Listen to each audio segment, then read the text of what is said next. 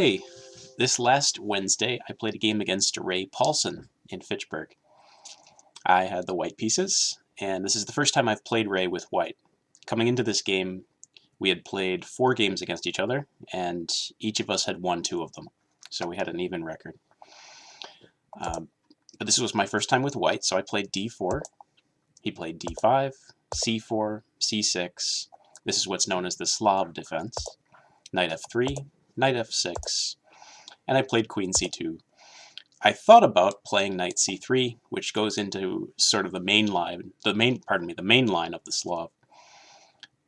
But I think Ray is a guy who prepares openings a little bit, so I was a little bit nervous about doing something normal, and just decided to go with queen c2, which I've used from time to time as a way of getting away from the main body of theory.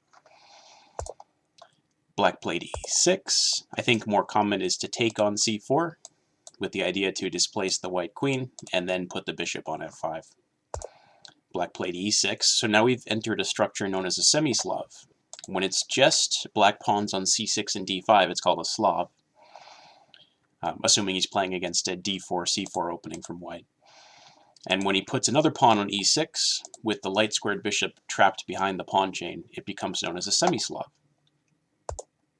I played e3, knight bd7, knight c3, normal developing moves. You just try to get your pieces out in the opening.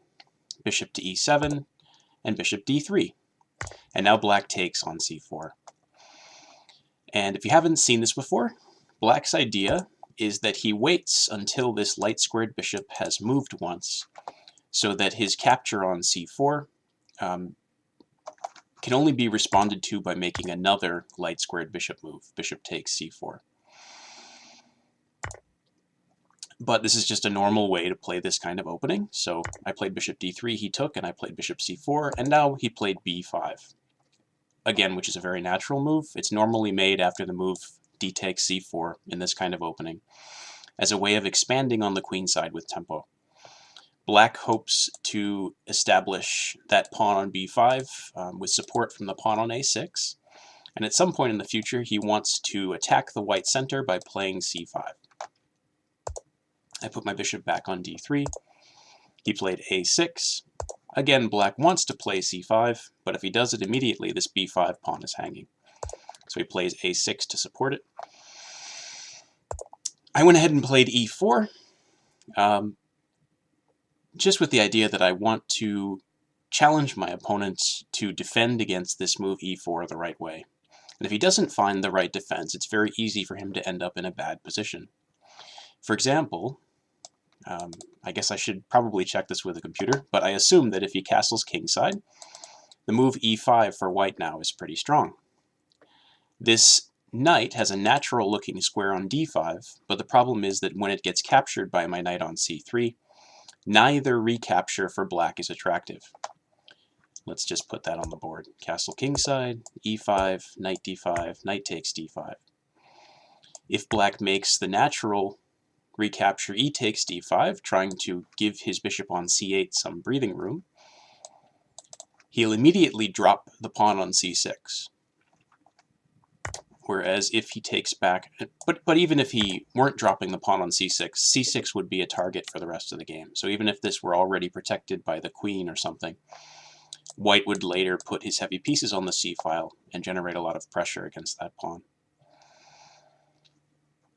And if he takes back with his c-pawn, he's not losing a pawn, and there's no target on the c-file.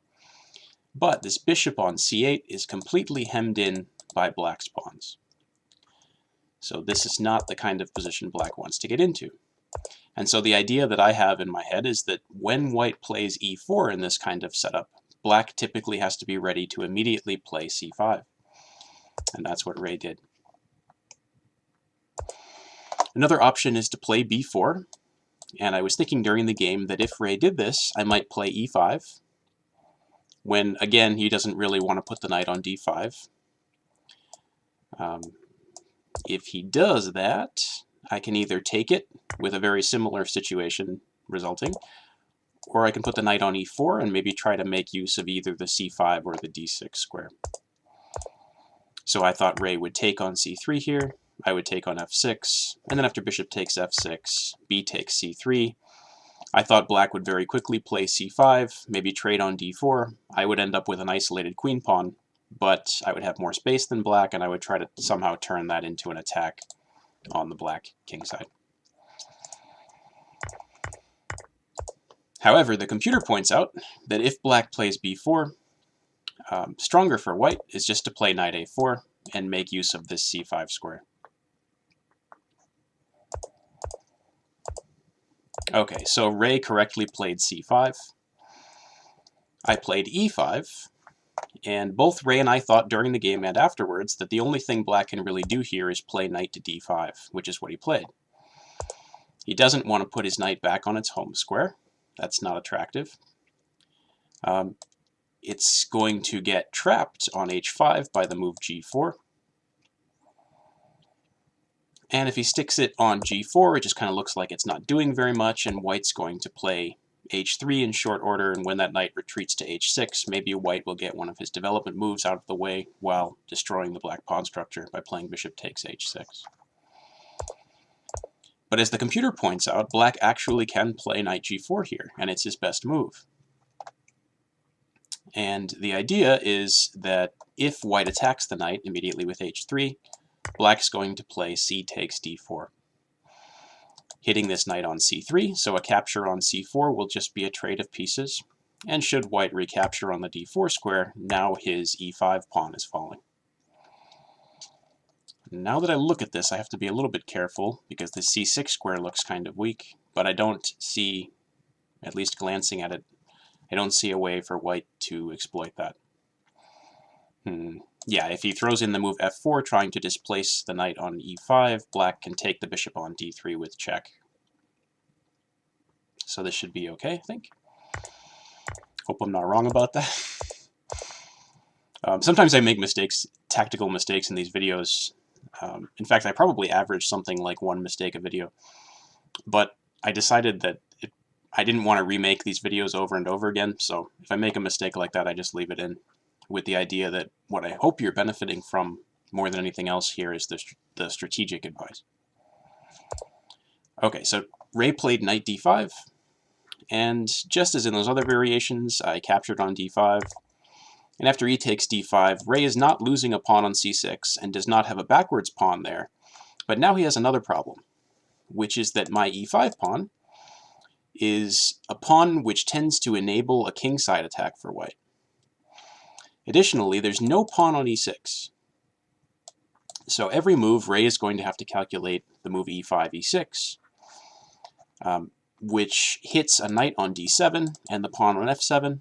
And whenever you hit a piece and a pawn at the same time, almost always, you take away from your opponent the option of responding to your pawn move by moving his pawn out of the way. I'm not saying that the move f6 or f5 would be good here, but it's nice to know that it's not really even an option for black, because it would cost him the knight on d7. Okay. I said a moment ago that having a pawn on e5 as white tends to give you chances to attack on the king side, and that's because f6 is a very important defensive square for black. Knights like to sit there, and from that square guard h7, which is otherwise pretty vulnerable. So if you can stick a pawn on e5 as white and take f6 away from black, you have better kingside attacking chances. I chose to castle kingside, reasoning as I often do that getting my king to safety and getting more pieces into the game, even if it's not ideal, will not give up my entire advantage. And Ray played c takes d4, beginning the process of breaking down the white center. Okay, so at this moment, white can already take this pawn on h7, and I guess could have on the previous move. But I saw an opportunity here to do something to weaken the black king tremendously. And I already mentioned this move, actually. It's the move e6. White is currently down a pawn, and this move gives up another one. But the idea is that after black's f takes e6, which is pretty much forced because a move like knight f6 will lose to queen c6 check, hitting the rook on a8, and of course, if black puts anything in between the king and the queen, it can be captured by the pawn on e6. So black pretty much has to play f takes e6, and you can see that without an f-pawn now, and with white's light square diagonal pieces already lined up on the b1h7 diagonal, black's king's in serious trouble. White can already capture this h7 pawn, and then stick something on g6 with check, forcing the black king to move. Additionally, this pawn itself might be a target at some point. Maybe the knight will capture on d4, and then head into the e6 square, maybe the c6 square. Black has a lot of weaknesses here. He's up 2 pawns, at least temporarily, but I think this position is already winning for white. Okay, now that I have played e6 and forced black to capture with the f-pawn, it's time to decide how to proceed. And as I mentioned, there are a few options. One is to grab this pawn on d4 with the knight, and another is to take the pawn on h7 with the bishop. But I did here what I often do, and something I talked about a little bit earlier, which is bring another piece into the game and generate a new threat. And in doing that, unless your opponent has some amazing move that deals with all of your threats at once, you doing that will not give away your advantage.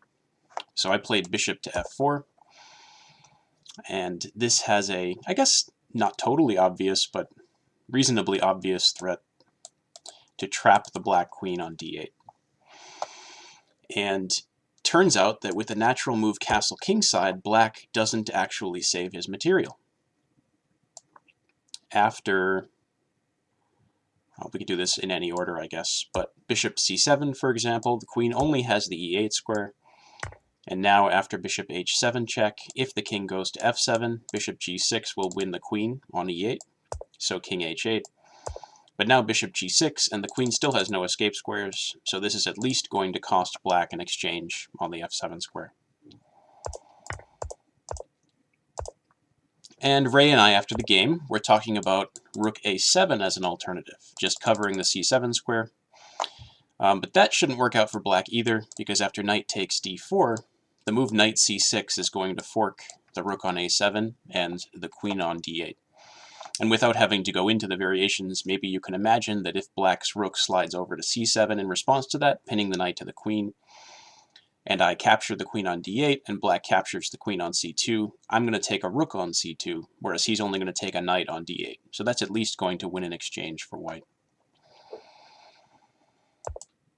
Ray played knight f6, giving his queen the d7 square. Let's go back for a second, though, and look at the computer recommendation here, which is knight to c5. I looked at this during the game, but I figured white would be very well off after bishop takes h7. And the computer's idea is to play d3 as a way of getting rid of this very dangerous bishop on h7. But white even has time to throw in this in-between move bishop g6 check, forcing the black king to move, and then there's bishop takes d3, and yeah, white gives up one of his bishops, but material is equal with the black king stuck on f8. I think this should be pretty good for white. Okay, but knight f6 loses on the spot. And you might want to pause the video and see if you can figure out why. It turns out it's the same queen trap, but one move longer. So white plays bishop c7 now, which is what I played in the game. And Ray castled, but had he played queen d7, the move knight e5 still traps the queen. The knight guards the light squares, the bishop guards the dark squares, and the white queen guards the bishop. So Ray got his king to safety, a reasonable thing to do under the circumstances, but of course this is completely lost for black at this point, and it's a matter of just figuring out how to win with white. I played bishop takes d8, he played bishop takes d8. I'm not sure the rest of the game is of that much interest, but I'll show it to you just for the sake of completeness. I played rook a to c1. Ray played bishop a5, and he's taking the e1 square away from my rooks. Maybe he's going to recover a little material if I forget about that bishop and stick a rook there. It's a reasonable move. I played knight takes d4. Ray played bishop d7. And I played knight c6, which superficially looks like a bad idea, because it can be pinned by a black rook. But the problem is that should that happen, the move knight e7 is check, picking up an exchange on c8. So Ray has to retreat this bishop from a5, and he brings it back to b6, where he hopes it'll coordinate with the rook on f8 against the f2 square. I played knight e5, and would love to trade off that bishop on d7. I'm up a tremendous amount of material, and when you're up material, if you can trade pieces, you make your way to hopefully an easily winning endgame. And the more material you're up, usually the more easily winning that endgame is going to be. Bishop e8 from Ray, he understands that, so he doesn't want to trade. Queen e2, I don't know. There wasn't anything obvious that jumped out at me right away as the way to go here with white. So I decided to play queen e2. I think this turns out to be a reasonable move. The queen is going to put pressure on this e6 pawn, which is currently undefended. And should she be able to capture it, she'll win the bishop on b6. b4 from black. Okay, and I think already here white should move this knight away somewhere. I don't know where exactly, but for example, g4. The queen will be threatening e6, and that will at least cause the trade of knights, which creates more open space on the board, which is the most beneficial to the pieces which have the biggest range of movement, in this case the queen. I played rook c2 with the idea just to double rooks on this c-file. In hindsight, that's not a very good move, because I don't really want to move my rook off of f1 anyway. I want it guarding this f2 pawn. a5 from black.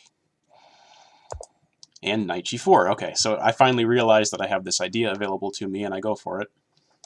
The queen's threatening to take on e6 with check, winning the bishop on b6.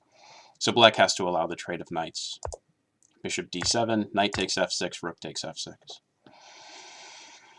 All right, and so now what white has to do is find a way to get into the black position with the queen, basically. Once the queen makes her way into these squares, the pieces, unless they're very well coordinated, will not be able to defend themselves and the pawns and the black king, and white will win. I chose queen g4 with the idea to stick the queen on g3 and then on d6, hitting some undefended stuff. Ray played rook to d8, and I played my queen g3. At this point, I believe black has to defend that d6 square somehow, which means moving this bishop on d7. But Ray instead played bishop d4, which unfortunately allows a fork in queen h4, hitting the undefended bishop on d4 and the pawn on h7. But of course, he's not to be blamed for this. It's what's almost always going to happen in a position in which your opponent has a queen for a piece. Additionally, there's no rook h6 defending h7, because then the queen will get something even more valuable on the d8 square. Ray played e5. It's as good as anything else. Queen takes h7 check. He played king f8. I guess I would have gone to f7 instead, because now this queen h8 check is either going to win the pawn on g7 or the rook on d8. King e7, queen takes g7, rook f7, queen g5, rook f6, rook c7. Okay, and now it's just a matter of trading off a couple more pairs of pieces, at which point the remaining pieces will not be able to defend the pawns and the black king. Black played king e6, unpinning the rook on f6, but after bishop e2, the bishop's going to enter the game with check, and then there are going to be a couple of piece trades on d7, which should win. e4, bishop g4 check, king d6, rook d7, bishop d7, and here Ray resigned. He can't even take the bishop back on d7 without allowing the capture of at least two more pawns. So that was my game against Ray from Wednesday, and there are a few things to take away from it. I think the major thing, actually, I forgot to talk about this during the game. I used to, with white, play an opening called the King's Indian attack, which involves going knight f3, g3, bishop g2, and castle kingside, and later sort of hesitantly or cautiously striking at the center with d3 and e4. But that opening is unambitious, and it led to all sorts of positions in which my opponent could do anything he wants, and I couldn't punish it. But what I find now that I'm playing more central openings is that if I'm able to develop an advantage in the opening, it actually counts for something. And here, it even got me, eventually, a queen with bishop c7. All right, hope you enjoyed the video. Let me know if you have any questions, and I'll see those of you who play at the Worcester and Fitchburg clubs next week. Bye.